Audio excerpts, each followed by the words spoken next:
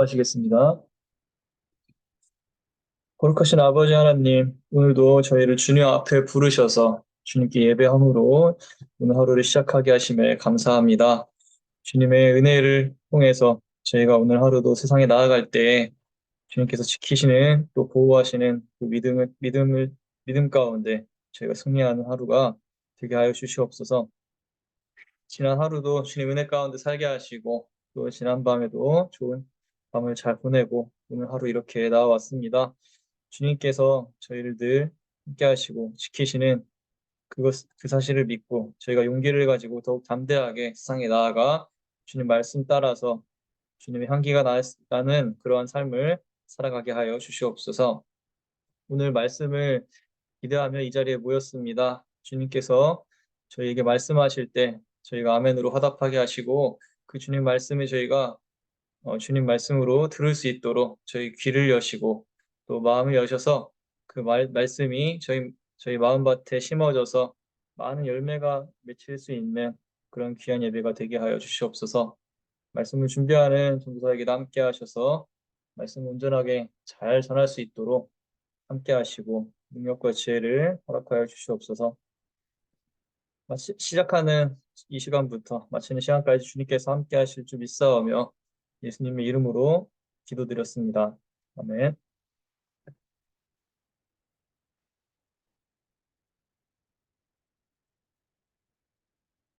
오늘 말씀은 마태복음 11장 1절부터 11절까지의 말씀 함께 나누도록 하겠습니다. 제가 읽을 때 여러분들도 마음속으로 함께 읽어주시면 감사하겠습니다. 예수께서 12 제자에게 지시하기를 마치고 거기에서 떠나셔서 유대 사람들의 여러 고을에서 가르치며 복음을 전하셨다. 그런데 요한은 그리스도께서 하신 일들을 감옥에서 전해 듣고 자기의 제자들을 예수께 보내어 물어보게 하였다.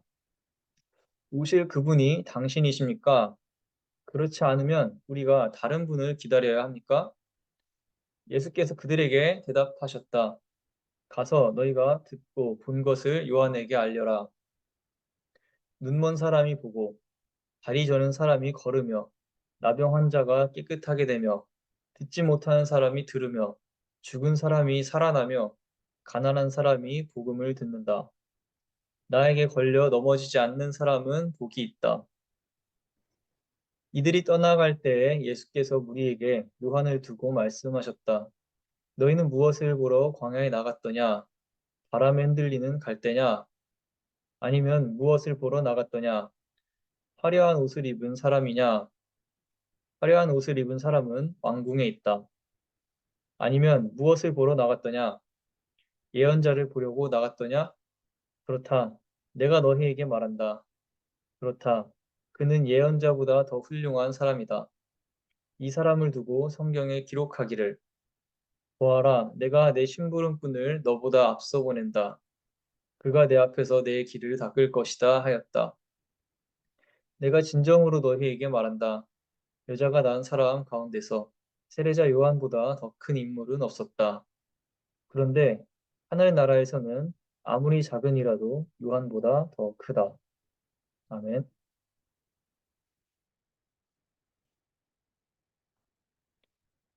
네. 앞선 장들과 달리 이 마태복음 11장은 예수님의 사역에 대한 이스라엘의 거부가 점점 늘어나기 시작하는 모습을 보여주는 시작점입니다.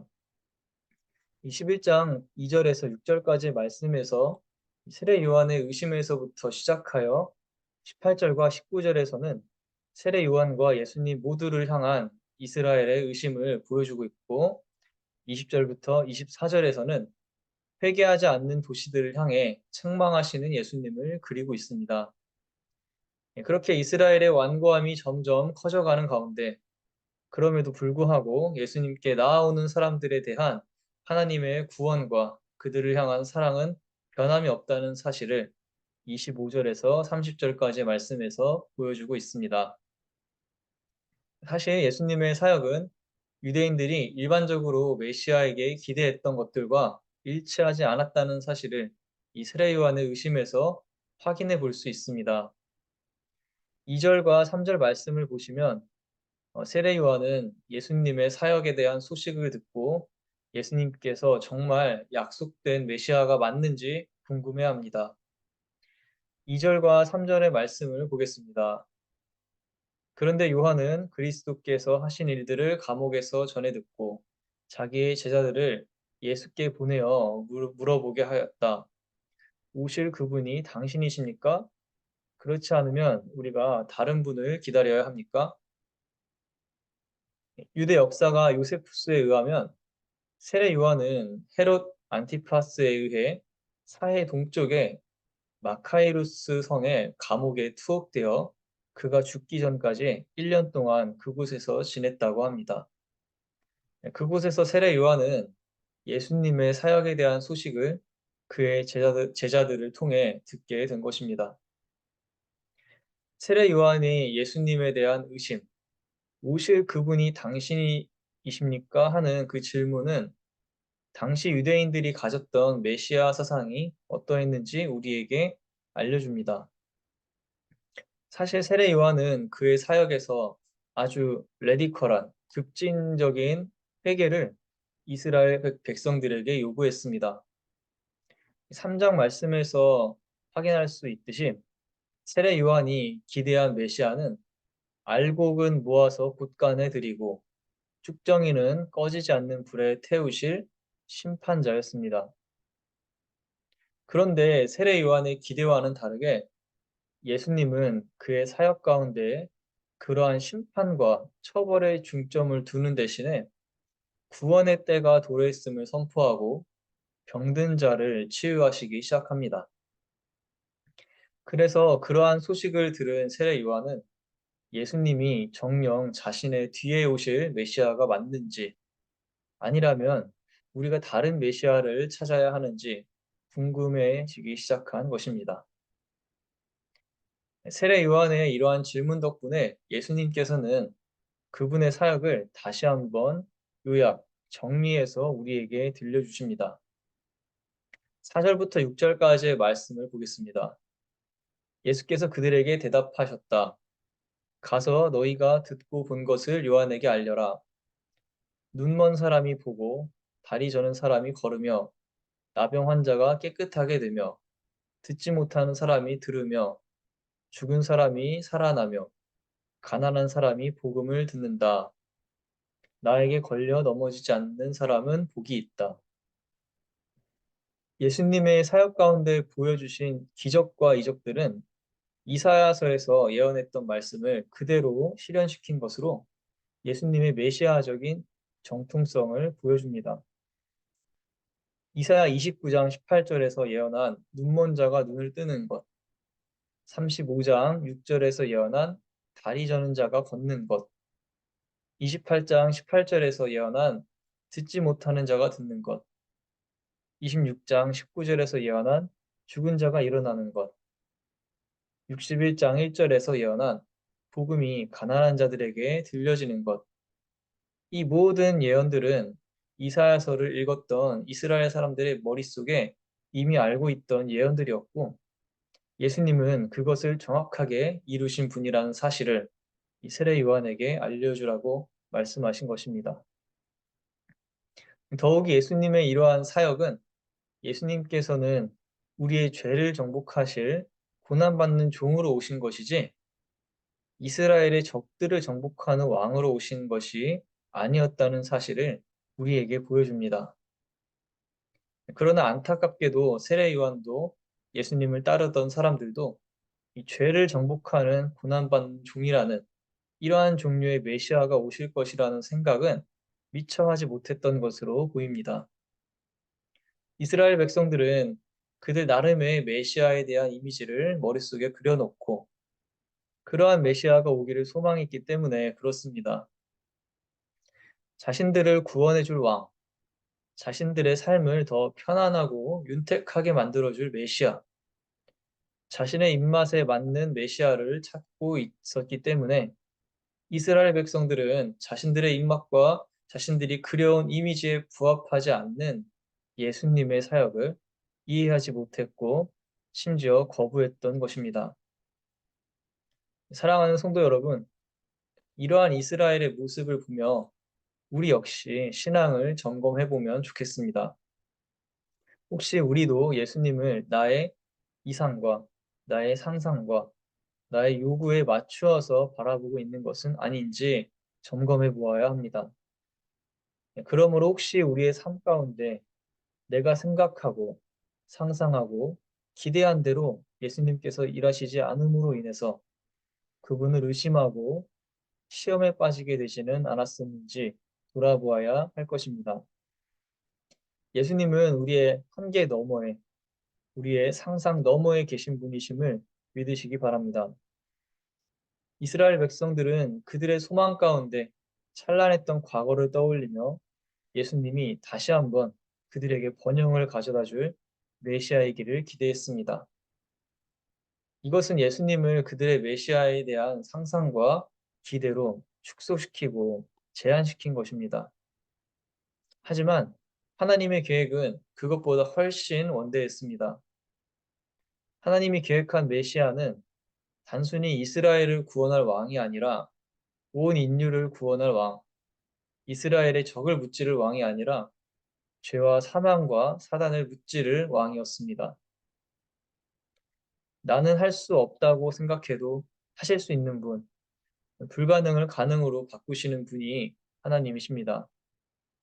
참된 신앙인의 모습은 우리가 우리의 생각대로 예수님을 바라보며 우리 가운데서 그분의 일하심을 제한하고 축소시키는 것이 아니라 내가 그리스도와 함께 십자가에 못 박혔나니 그런즉 이제는 내가 사는 것이 아니요 오직 내 안에 그리스도께서 사시는 것이라 고백했던 바울처럼 나의 뜻과 의지와 자존심을 내려놓고 주님께 순종하며 그분의 뜻을 구하고 기도하는 삶인 줄로 믿습니다. 그리고 우리가 그러한 신앙을 가질 때 예수님은 우리가 상상할 수 없었던 놀라운 일들을 우리의 삶 가운데 보여주실 것이라 믿습니다. 사랑하는 성도 여러분, 오늘 말씀 가운데 예수님은 그분의 사역을 통해 죄 가운데서 고통받는 온 민족을 향한 구원의 복음을 우리에게 다시 한번 떠올리게 하셨습니다. 예수님께서 병든 자를 치유하고 죽은 자를 살리고 귀신을 내쫓으신 사역은 우리에게 하나님의 통치 가운데 있는 세상의 모습이 어떠한지 보여주신 것입니다. 하나님의 통치가 이루어지는 세상의 모습은 죄로 인한 고통과 아픔으로부터 해방되는 평화와 사랑과 정의가 넘치는 세상입니다. 그 하나님의 통치가 여러분의 삶에 그리고 우리가 살아가는 온 세상에 이루어지기를 소망합니다. 그러므로 예수님은 오늘 우리가 그분의 뜻을 구하며 주님을 의지하는 삶을 살기를 요구하고 계십니다. 6절 말씀에서 예수님은 나에게 걸려 넘어지지 않는 사람은 복이 있다고 말씀하십니다. 여기서 걸려 넘어지다라는 표현은 원어를 확인하면 의심하다, 거부하다, 배반하다는 의미입니다. 다시 말하면 예수님을 의심하고 거부하고 배반하지 않는 사람들은 복이 있을 것이다 라고 말씀하신 것입니다. 그러므로 예수님의 이러한 말씀은 감옥에서 자신의 기대와 다른 예수님의 행보에 낙담한 세례 요한과 그의 제자들뿐만 아니라 예수님을 따르는 모든 사람들에게 하시는 일종의 경고였습니다. 우리 삶 가운데 일하실 예수님을 기대하며 하나님께서 내 삶에 제한 없이 그분의 뜻을 이루실 수 있도록 주님 말씀을 의지하며 기도하며 축복받는 신앙인이 되시기를 간절히 소망합니다. 혹시 이 시간 기도하시겠습니다. 우리를 인도하시고 우리를 빛 가운데 부르신 예수님, 오늘 말씀을 통해서 주님께서 우리에게 일하시고 싶어 하신다는 사실을 다시 한번 기억합니다. 이스라엘 백성들이 예수님을 자신들이 구원해 줄 왕, 자신들을 다시 한번 그 다윗이 완성했던 그 이스라엘 왕국처럼 그 찰나했던 과거로 자신들을 돌이켜줄 그런 메시아를 상상했다면 하나님께서는 온 인류를 구원하실 어린 양으로서의 메시아를 기대하고 우리에게 보내주셨습니다. 하나님, 저희가 신앙생활하는 가운데서 예수님을 저희가 생각하고 싶은 대로 생각하고 저희의 뜻과 저희의 의지를 위해서 혹시 예수님을 제한하거나 축소시키지 않았는지 다시 한번 돌아봅니다. 예수님은 저희 삶 가운데 그분의 놀라우신 능력과 그분의 놀라우신 은혜를 우리 삶 가운데 보여주고 싶어 하시는 분이십니다. 그 예수님의 놀라운 은혜가 저희 삶에 나타날 수 있도록 저희가 예수님을 저희의 마음대로, 저희의 의지대로 생각하고 제안하는 것이 아니라 저희가 주님의 뜻에 따르고 저희가 말씀 가운데 나타나는 그 주님의 말씀을 의지하면서 주님께서 저희 삶에서 그분의 뜻을 마음껏 펼쳐주실 수 있도록 저희 마음을 넓게 하여 주시옵시고 저희가 주님께 의지할 수 있도록 저희 마음을 움직여 주시옵소서. 그래서 저희가 저희 뜻대로 신앙생활을 하는 것이 아니라 주님의 뜻대로 신앙생활을 할 수 있게 하시고 또 주님의 그 거룩하신 말씀을 늘 의지하면서 나의 의지와 나의 자아가 내 삶을 지배하는 것이 아니라 주님 말씀이 주님의 은혜가 우리 삶을 지배할 수 있도록 그러한 마음을 가질 수 있도록 저희에게 믿음과 은혜를 더욱더 내려주시옵소서. 오늘 말씀을 통해서 이 말씀을 붙잡고 세상 가운데 나아갈 때 주님께서 저희와 함께 하시고 또 주님께서 저희를 만나 주셔서 세상에 지지 않고 승리할 수 있는 그런 하루가 되게 하여 주시옵소서. 감사드립니다. 이 모든 말씀 거룩하신 예수님의 이름으로 기도드렸습니다. 아멘. 감사합니다. 이 시간 자유롭게 기도하시겠습니다.